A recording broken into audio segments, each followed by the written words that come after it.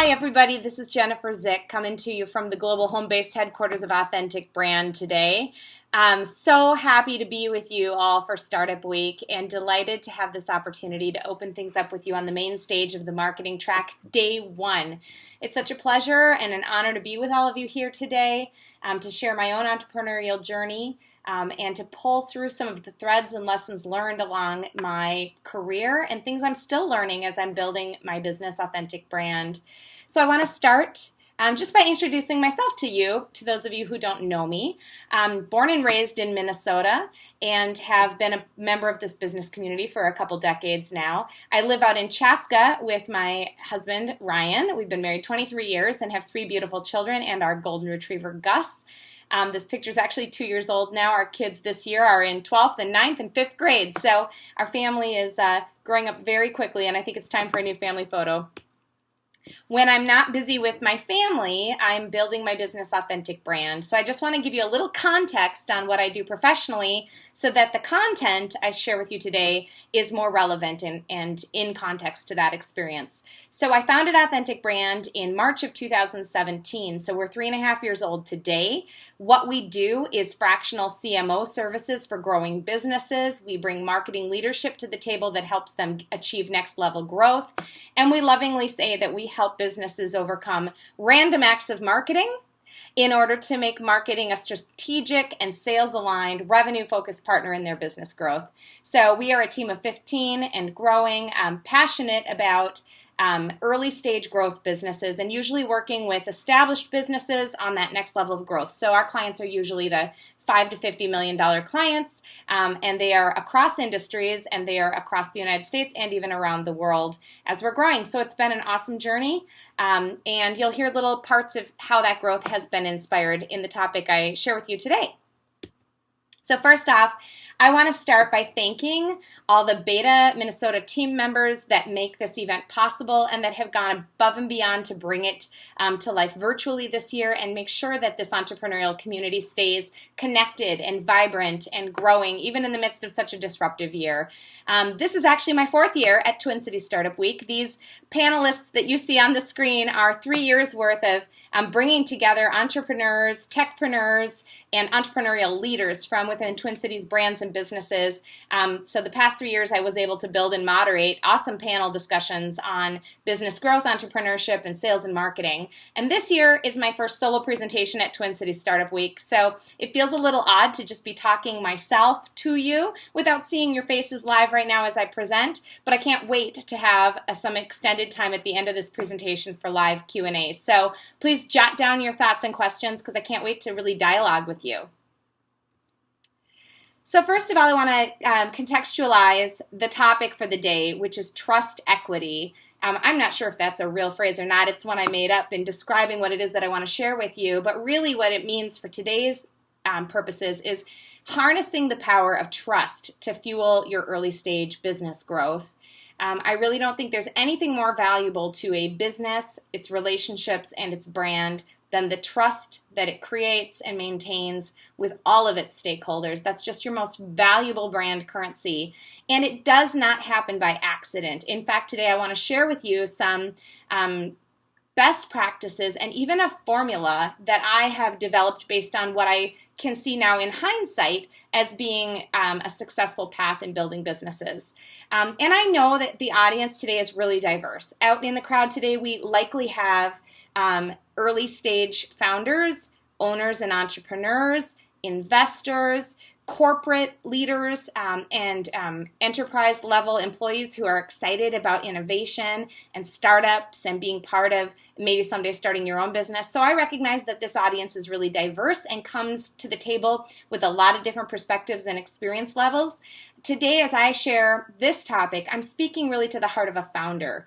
And keeping in mind that being a founder doesn't mean that you have to be an owner in a startup.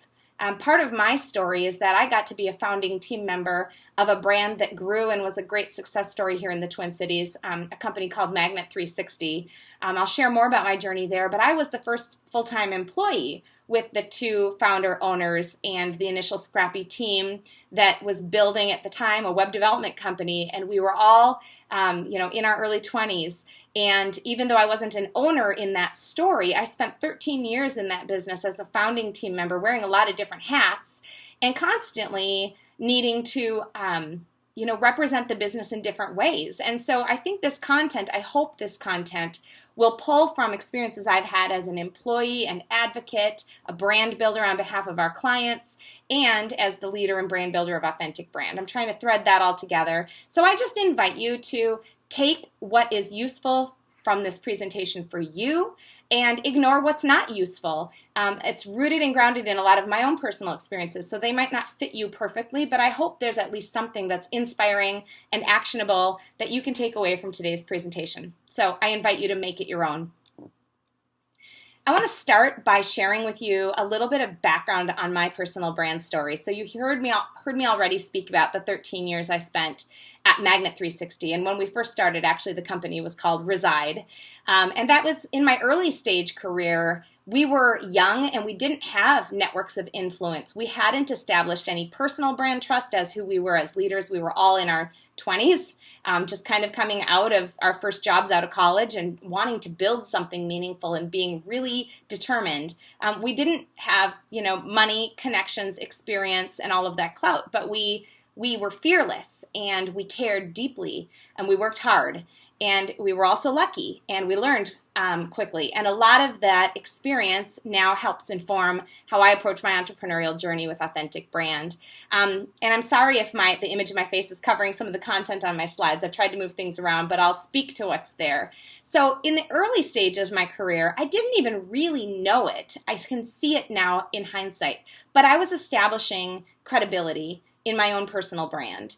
At the time, I was leading sales efforts for this small growing web development business. And at that time, digital and web was relatively new. This was 2001. And so most of our network building was done by me being out at every networking event that was in the Twin Cities at the time and shaking hands and trading business cards and being really adamant about follow-up and making those follow-ups personal and figuring out how I could help other people connect, because most of the connections I was making were with other young business emerging leaders, and none of us had a lot of decision-making authority, but we all wanted to help each other. And I didn't know it then because I hadn't had any formal coaching, that I was planting seeds that later would grow alongside of my career and provide a lot of dividends in advancing my business today.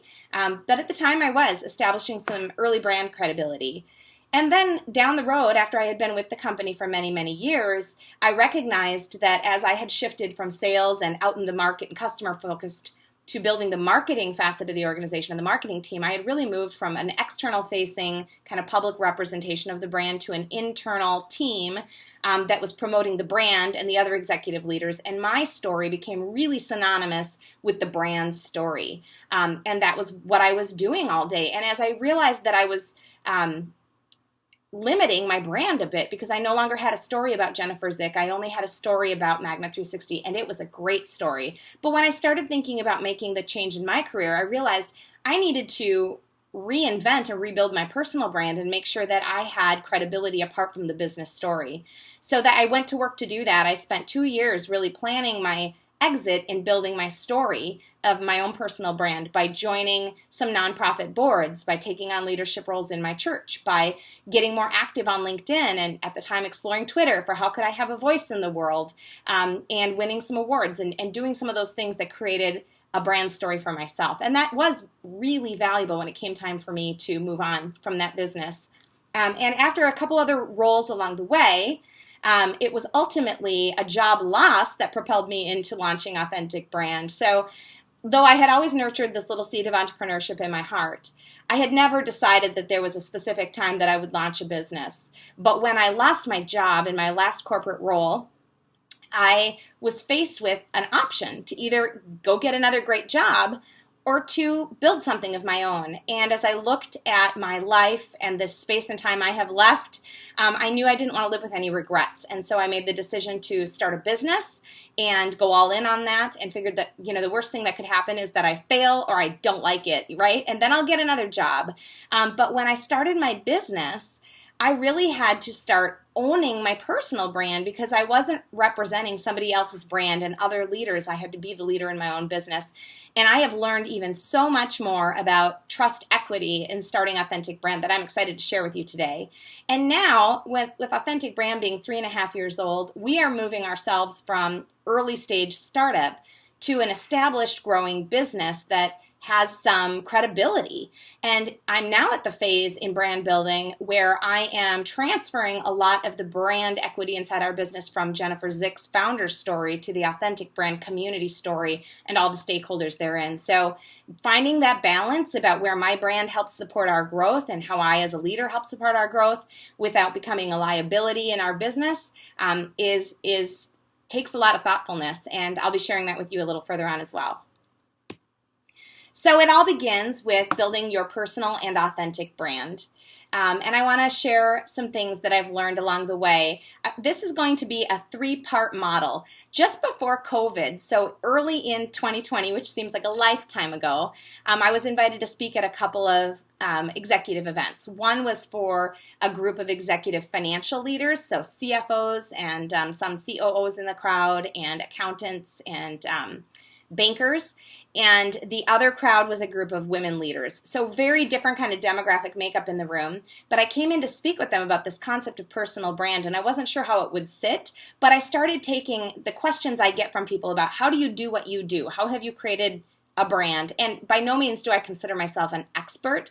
But since I had been asked the question, I started to put my thoughts onto paper. And with that, I initially developed a two-dimensional model. But by the time I was presenting to the second group, I had expanded to a 3-dimensional model. And I got so much good feedback from this model, even though it's so simple, it really seems to strike at the layers that people are working to sort out in how they show up in the world professionally and personally. So initially, I talked about when I was at Magnet and realized that I had lost touch with my personal brand. My entire story was the story of Magnet 360, which was a great story, but I really had a limiting personal brand. My entire brand as represented through my relationships professionally, my social media activity was all about my employer's brand. And so as I started to think about how to create more dimension around my story, I started thinking in terms of what I'm calling a dimensional personal brand. How and where can I represent my employer's brand very well and also start representing myself thoughtfully, of course with good filtering about what's appropriate in which context in professional and social and personal networks. But how can I bring forward some of the things that make me me? From extending out from my employer's brand, going deeper within my industry, and then to related topics and industries that tie into my career and the people that I admire in my professional network and within my business network and my personal network. And what are my hobbies and passions, and how does that fuel and feed who I am as a professional? So all those things became part of what I started to incorporate into my brand online. But I think when I really search for like what has made it work for me is this next layer, which I am calling the authentic personal brand, where it requires another level of risk and transparency to wrap these pieces of content and thinking and conversation socially and with others in your network with your questions, your feelings, struggles, fears, scars and experiences, hopes and dreams, and even values and beliefs. And again, this takes a lot of thoughtful discernment rooted in your own personal and professional values and aligned with the brand you're representing. And I share this acknowledging that for those of you who work in highly sensitive or regulated industries, there's an even higher level of thoughtfulness and nuance that as a representative of those brands and relationships you need to bring to the table. I personally now have a lot of freedom as the owner of my own business to decide how much of myself I can share with the world. And what I'm finding along the way is that the more I share openly and authentically, the more positive feedback and more genuine connections I'm building with other professionals, and that is really richening and deepening my business community. So I wanted to just preface this whole conversation with a little bit of thinking about personal brand, because I'm going to springboard from this idea of personal brand to how do you build a startup brand and deepen trust equity with really important relationships by starting with your founder's personal brand. So this is really kind of a foundation for the broader topic. So I talked about the authentic brand. What does it mean besides those little bubbles of ideas that you could bring to the world? It really boils down to integrity, transparency, and vulnerability. And only you can determine how you show up within these areas. But I think we can all relate in our increasing culture of distrust of information. We can all relate to when we see someone say something real, we know it. It passes that smell test of authenticity. But we really know it if the way that they show up in the world is consistent over time. They're not just, tailoring their message to the tidal waves of the time, but they show up consistently. And even if you don't agree with them, people of integrity hold on to their value system.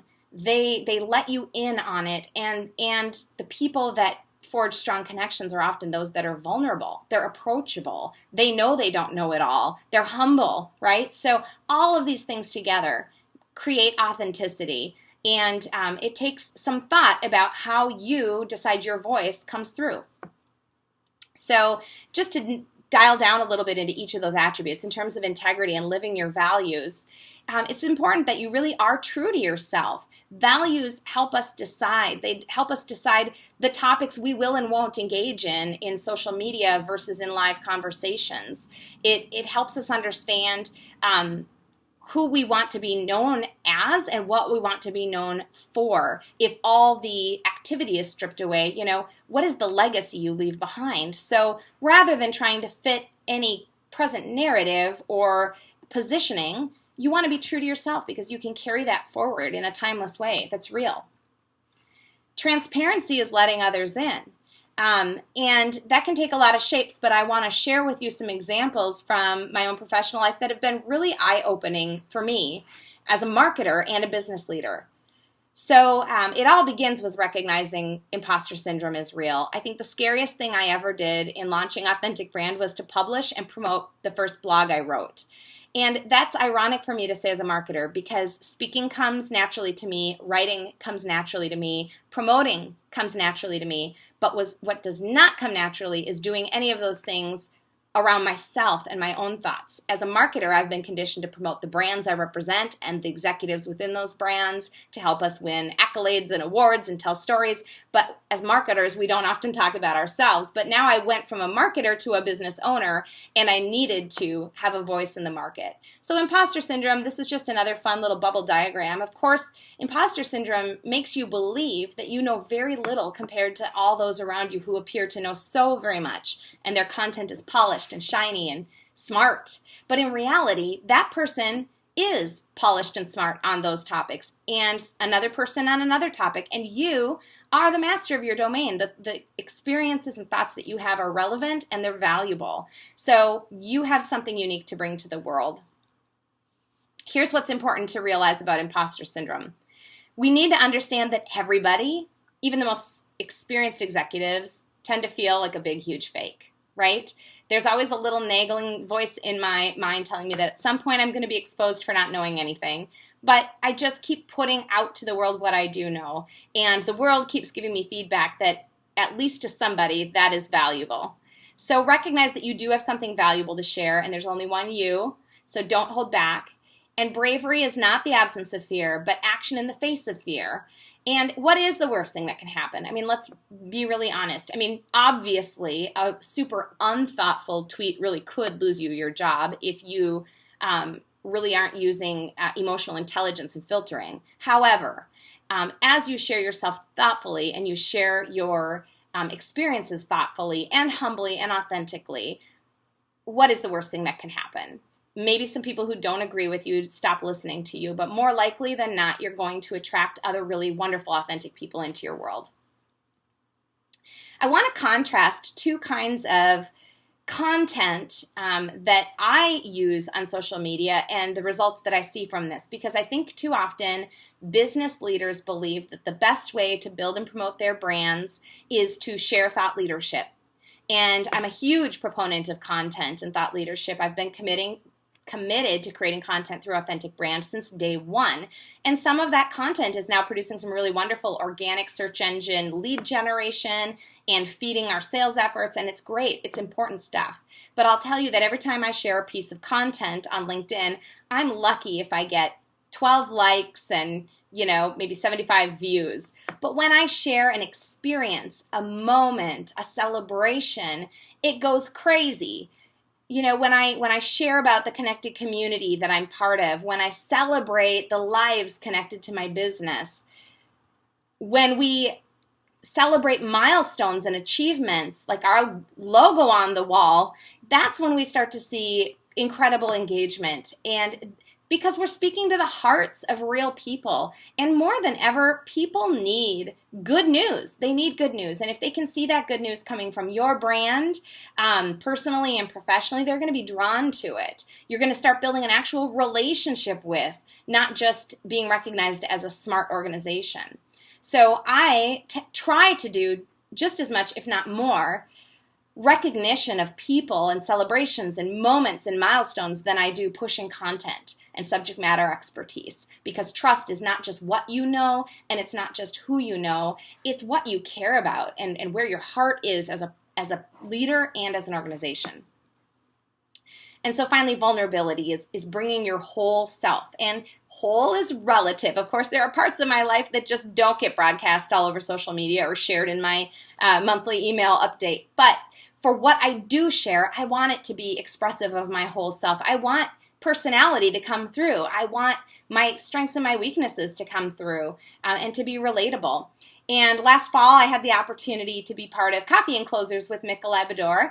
And later today, I get to be part of Cocktails and Closers with Mikolai. So it was a perfect example to use here today as part of Startup Week. But I went into that conversation feeling super compelled to be my entire real self.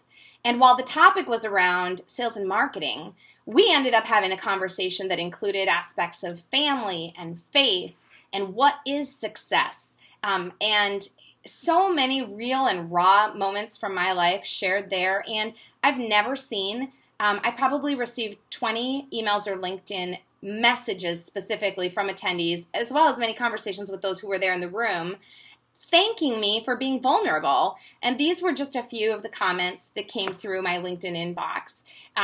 People who really, even if they don't agree with the structure of my family or the role I have as a working mom, or I doubt there were very many that disagreed with that.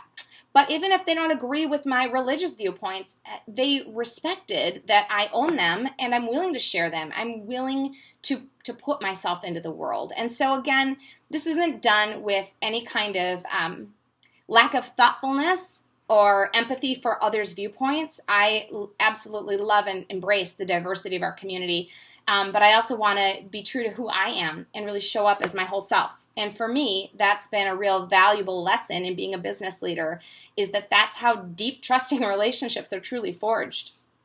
So if you haven't really thought about your own personal brand as a leader within your business community, there's a couple things I can share with you that will help you to keep it real, keep it reasonable. So first, just start one person, one interaction at a time.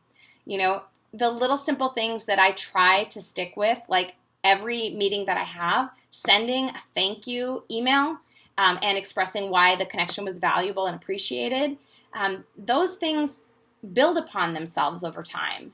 And it becomes a really important piece of building that fabric of connectivity. And if you're somebody who loves to journal or really kind of put down a plan to paper, these are some questions you can ask yourself that can help you navigate how will I show up in this space. So first, what is your purpose for building a personal brand? What are you truly passionate about? I remember when I was first experimenting, as I was still at Magnet 360, about how to expand my dimensional brand beyond just my employer's brand. I started off by playing with some topics that were related to the work we did in Salesforce.com technology, and I started, trying to regularly tweet about the Internet of Things and, technical ideas. And while I enjoyed watching conversations in that space, or Bitcoin, it was not what I was passionate about, and it was such a heavy lift. And when I finally embraced that what I'm passionate about is brand and business growth, sales and marketing alignment, entrepreneurial focus, and all of those things that really fuel me, it became really easy for me to start creating content and bringing my voice to the world. So what are your gifts? How can you help others? We'll talk more about that. How do you live your values out? How will you and where will you engage or not engage in order to really be true to your values? Where are your communities? And what skills or knowledge do you need to be effective in building relationships in the business community that you're looking to connect within? Some of you probably need to take a class in LinkedIn and how to find and foster relationships without being spammers. So learn what you need to learn in order to show up authentically as you. So this is just a recap. What kind of personal brand are you building? And I just encourage you, don't feel overwhelmed if you're over in the limiting brand and that's where you are today. Like, pick one other little bubble from the dimensional brand model and try it out and see what happens and see what you learn. And then follow your heart and follow your values, and you're not going to go wrong. So let's catapult into what I promised you today, which is a formulaic approach to business growth through this transfer of trust idea and trust equity. So earlier today, I just put my thoughts and my experiences and kind of the path I've followed onto paper and said, how could I turn this into a 5-step approach? So here's what I've got. This is really reflective of how we've built this at Authentic Brand, and even the same playbook that we used at Magnet 360, but we didn't know we were doing it. We muddled our way through, and it took us a lot longer as first-time entrepreneurs, but now in building Authentic Brand, I'm able to be more purposeful about moving through these gates for how Authentic Brand grows from 0 to hero, and we're still on our journey. But it all begins with existing relationships, then establishing your brand credibility, expanding your networks of trust, elevating the brand through influence, and then eventually extracting that personal brand out. So I want to deep dive into each one of these stages and give you a little bit more context and examples of what that might look like in action. So phase 1, existing relationships. As a founder or a member of an early stage startup, you come to the table and your brand is unknown. It doesn't have credibility. It doesn't have trust. Nobody even may know the name of your business. So it all begins with, who do you already know that trusts you personally as the leader or leaders within the organization? And then how do you ask or equip them to help you? Okay, so those initial relationships are likely your own team members, your past colleagues and past clients and partners, your friends and family, your immediate network. Now, some of you have been through the entrepreneurial ropes a couple times over, and you've got a really rich and established network. And so when you launch into something new, it's like the world has your back. And they know you, and they know you're going to be successful, and you've got all that support. Some of you are early stage entrepreneurs who've never been through the cycle of business growth. And I want you to be encouraged today, because I'm trying to share with you everything I learned the hard way so that maybe you can be a little more proactive in thinking about how you can more quickly establish networks of trust. So the key in this existing relationship time frame in your business is that you have to be really honest with yourself about your connected levels of influence. And for me, when I launched Authentic Brand, the 4 years prior to that, I had been holding roles mostly based out of the Bay Area. I was living in Minnesota, but I was working mostly in the Bay, telecommuting, and leading global teams. And so I was quite disconnected for 4 years from my local network, not because I didn't care about them, but because those roles were big and pretty overwhelming, and I just didn't have capacity to locally network. And so when I decided to start a business here that would initially be a local business with local clients, I was a little bit worried. I was reasonably humble and didn't know whether my network was going to have my back or remember me or understand what I was trying to do. But I was really wonderfully surprised that when I announced via LinkedIn that I had hung my own shingle, those relationship seeds that I sowed early in my career when I was establishing my personal brand, the fact that I had, for the most part, as best as I could, done the right thing by people and followed through and kept my promises, that came back to me in spades. And so those networks matter, but you got to be realistic, because if you're early in your career and you're early as an entrepreneur, you may not have that, 15, 20 years of built up network support around you, and you're going to have to find other pathways through relationships with people who do have those networks of support. Phase 2, establishing your brand credibility. At this point, you got to prove that your business can back up what it claims to exist to do, right? So the question here is, who are we working with that trusts us personally and corporately? So your early customers, your early employees, your early partners. For me, my first clients with Authentic Brand were people I already knew and had often either worked with or worked for. They knew me, they trusted Jennifer Zick, and they believed in whatever I was going to do would be good and that they wanted to be part of helping to launch this business and its success. I mean, you just can't overvalue those relationships that will be those early adopters. And then the key is that you must deliver on all of your promises, whatever it takes. And I mean, the hint on that is that's true all the time. So like always under promise, over deliver.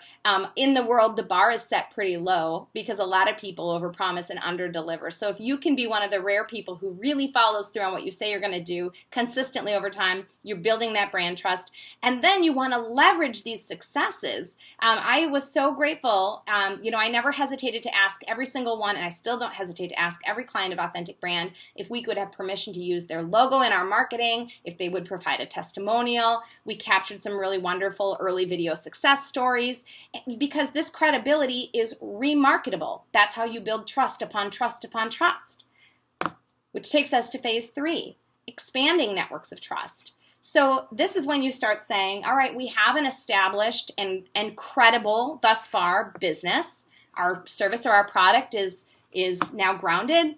So who can help us scale? What are existing networks that are already established, that are bigger than ours, that they already have trust with our future buyers? At this point, hopefully you've started to do some of that marketing strategy work of identifying your ideal customer profile, understanding what matters to them, how you become part of the solution for them, and where it is that they live in the world and how they interact. Maybe they're all members of an industry association. Maybe they all buy services from another tech provider that if you had a partnership with could really propel you.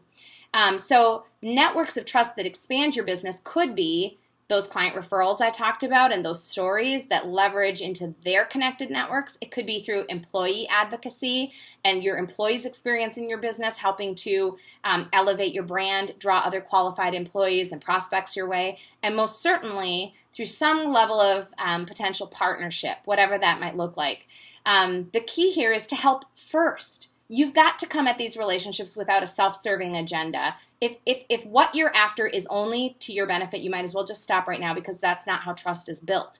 You have to create something of value first. And I know you're a startup and I know your resources are slim, but your creativity is huge. You're a builder. So ask yourself, what is it that this bigger, more established entity or organization doesn't have that we might be able to provide that would be of service to them, that would help them to trust us and to see our capabilities and therefore be willing to open some doors for us to collaborate and for us to naturally gain some exposure to their world.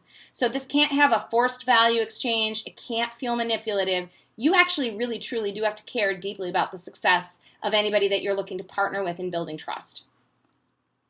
I want to give you some examples from Authentic Brand and how we're putting this into action. So it was year 1 that I recognized that many of our clients here in the Twin Cities run their business on EOS. It's a business platform called the Entrepreneurial Operating System. We had used it at Magnet 360. I had started using the tools from EOS in building Authentic Brand, so I was really familiar, but I'm not at all affiliated with EOS. But I did recognize that this community of Minneapolis companies is pretty deeply connected with EOS, and the EOS network overlaps. They serve often the same size and type of businesses that we serve. So there was that natural overlap, and they had a much more established network of businesses, and their clients are executives just like ours.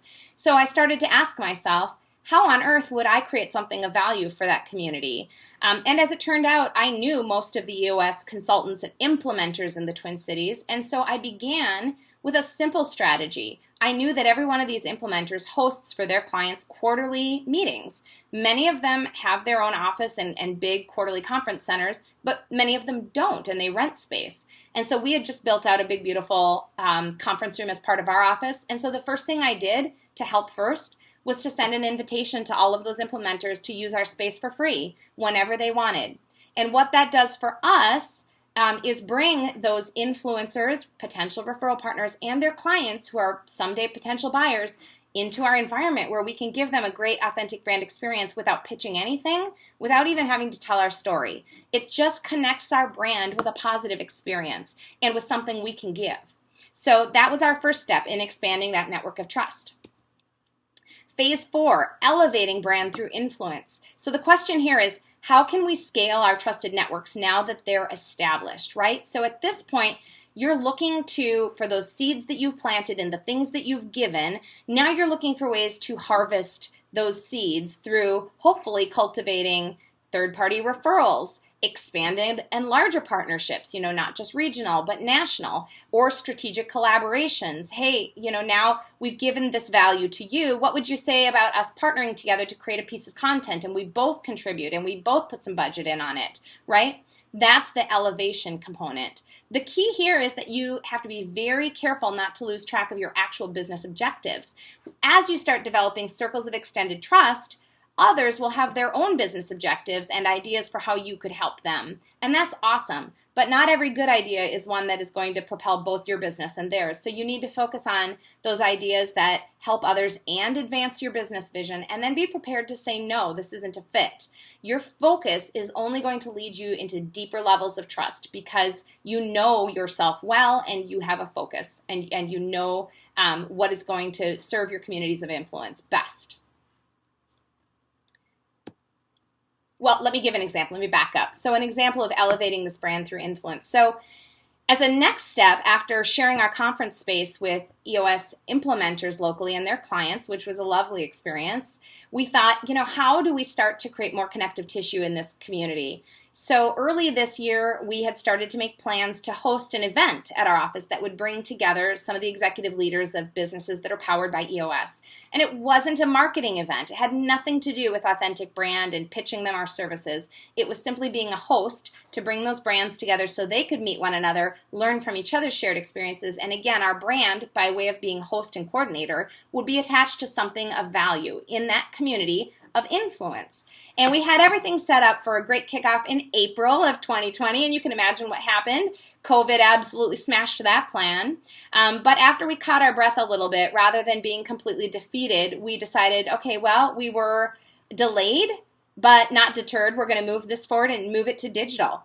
And I have to admit that I've used Zoom for many years for meetings, but never for webinars or large group meetings. So it was a really fast learning curve for us. We set up a large group Zoom meeting and evangelized it just through the 20, 30 people in our local network. And before we knew it, we had over 100 EOS leaders registered from all around the country. For those of you who know EOS, this is the integrator community, exclusively for the integrators in those businesses. And so we suddenly had expanded and elevated our brand through local influence that connected to further influence circles further out, because the something of value we had created was relevant beyond just this local connection. And so we've now hosted, we're coming up on our 5th monthly event for integrator community, and we've had hundreds of EOS leaders, again, people who could potentially be customers of ours at some point, attending from all across the states and even from 7 countries around the world. So those seeds of trust expanded into higher value opportunities that then grow through circles of trust are what elevates a brand. So phase 5, though, this is something I've been thinking about from the beginning, and I encourage you to do the same. We're definitely at the point in authentic brand where the brand story and the trust equity in the business can't just live with Jennifer Zick. It has to live with authentic brand, all of our CMOs, all of our team members, all of our stakeholders connected to the business. That's where trust needs to live. And as much as I absolutely love my role in the business, there may come a day when I want to step further back or put somebody else into the CEO seat or sell the business or exit somehow. So I'm asking myself now, how do I do the right things with my personal brand now to help build and support the business without becoming a liability? And how might I exit the business someday or exit my current role without damaging the corporate brand?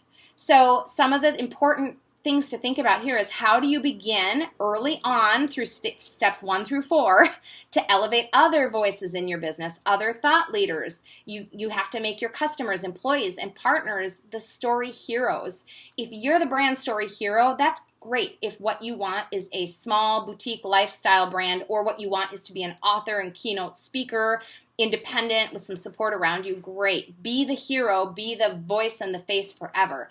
But if you're like me, building a business and you want the value to stay with that business, with or without you, you have got to elevate other voices in the business and start early. So the key here is to start with the end in mind. Decide early on as best as you can what you want from your business, how you can be an asset and not a liability. Where's the point where you become a liability? So plan ahead so that your personal brand doesn't get in the way of your bigger vision and become a limiting factor. All right, we're getting down toward the end. Thank you for sticking with me thus far. I want to just kind of wrap up with this idea of the multiplier effect. Trust, equity, and influence. So I've shared our story of just one example of what we're doing to build circles of trust that expand outward in a ripple effect into their connected circles of trust and influence. And then eventually your brand and you as a branded leader become influential if you weren't already when you started. And that influence can accelerate your growth. So if you haven't really started building circles of influence, here's a little formula for how you can think about getting started. It begins where we started today, with sharing your authentic personal brand. And you might need to do a little soul searching to even figure out what that is and experimentation, and that's okay. This doesn't have to be fast, but I do encourage you to make it formulaic and purposeful. So share your authentic personal brand. Be clear with yourself and with others what you're trying to achieve, short and long term. Identify those who can help get you there. Even if they're people that you don't know yet, figure out how you help them by creating something of value. And then, this seems simple, but people fall down on this all the time, do what you say you're going to do every single time. Finally, leverage the influence of your brand or your own personal circles of influence to propel you into the next circle of trust. Not in a way that's self-serving, not in a way that's manipulative, but in a way that you can help more people, serve more people, and good things happen because you're doing the right thing. And finally, and importantly, as a wrapper over all of this, you have to care. You can't lose sight of the big picture and the fact that at every touch point and interaction, there's a real human being or many human beings that represent relationships and their own perceptions of you and your business. So treat people well, care about people, care about their success, be a champion for their success, and they will bring you up with them. That's all I have for formal content for you today. I sure hope it's been hopeful, that there's some kind of nugget in there that is actionable or inspiring for you. I would love to connect with you and stay connected with you. You can find me via email. You can find me on LinkedIn. I have a Twitter account, but I'm not using it very frequently. So if you tweet me, please don't be afraid or don't be surprised if you don't hear from me for quite a while. And you can check out Authentic Brand online as well. I'm going to stay around for some more conversation and some more Q&A, so bring your questions. I'm excited to connect with you. Thank you so much.